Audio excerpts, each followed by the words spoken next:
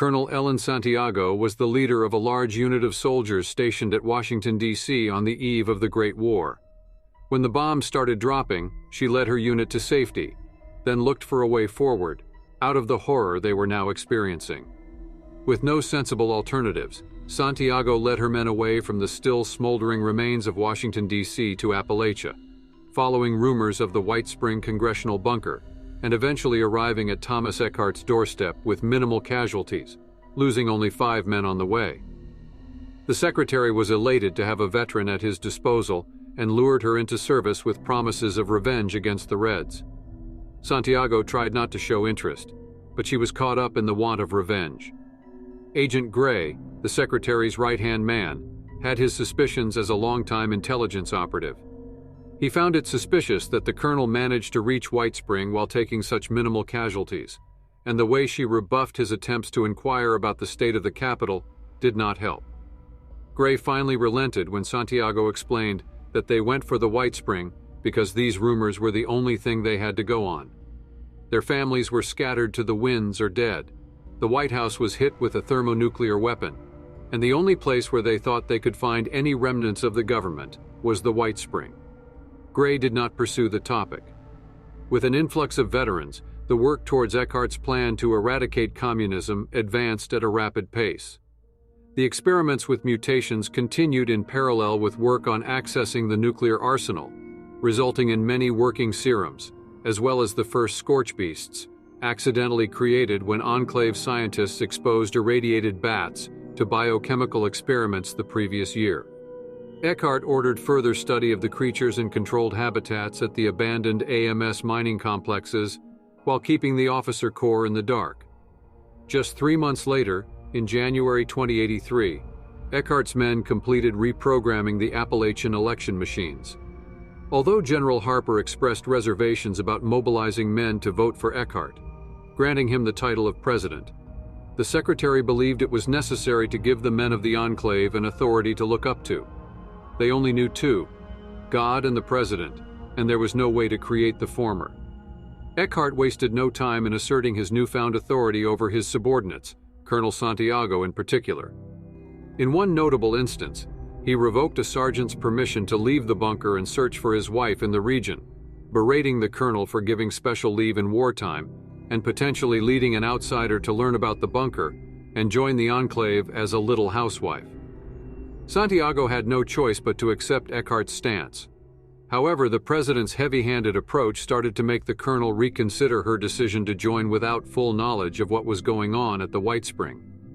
The situation deteriorated in late 2083 when General Harper died of heart failure brought on by radiation poisoning, derailing Eckhart's plan for nuclear retaliation. With his plans threatened, Eckhart salvaged the situation by sending Santiago to Camp McClintock and making her earn an automatic promotion to general by exploiting the same system that gave him the presidency.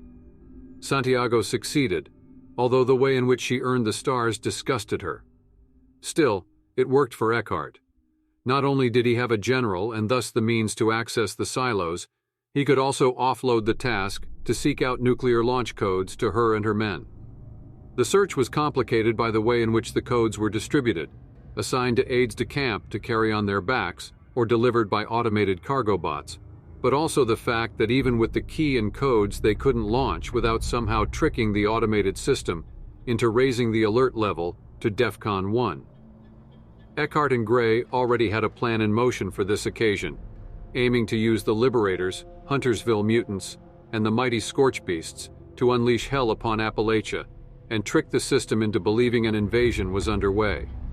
Although all wanted to win the war, putting Appalachia through hell was making many reconsider, especially Major Ragnar's daughter, who explained the situation to Santiago. As the soldiers struggled with their consciences, Eckhart took time to order an assassination of former Senator Sam Blackwell, remembering the threat he posed before the Great War.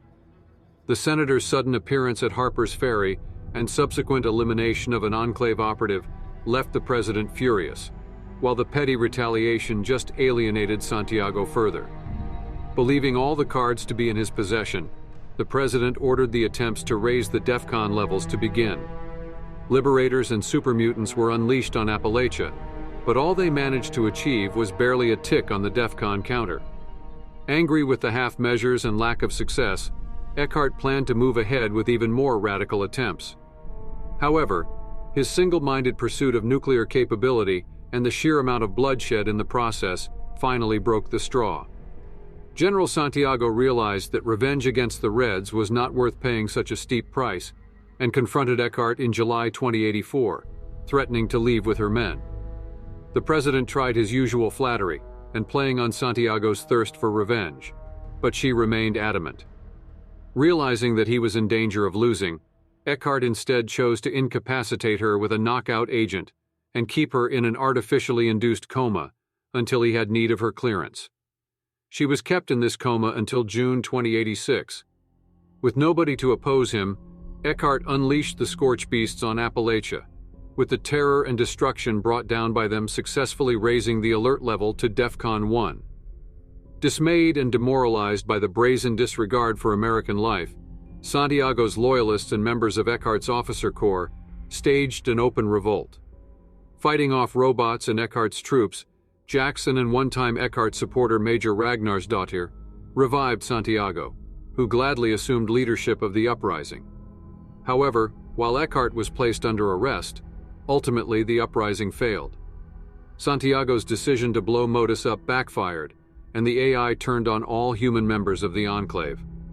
After an explosion tore out a large part of Modus's memory, the damaged AI retaliated with an explosion in the weapons lab that killed General Santiago and ruptured a toxin tank that leaked into the air circulation system.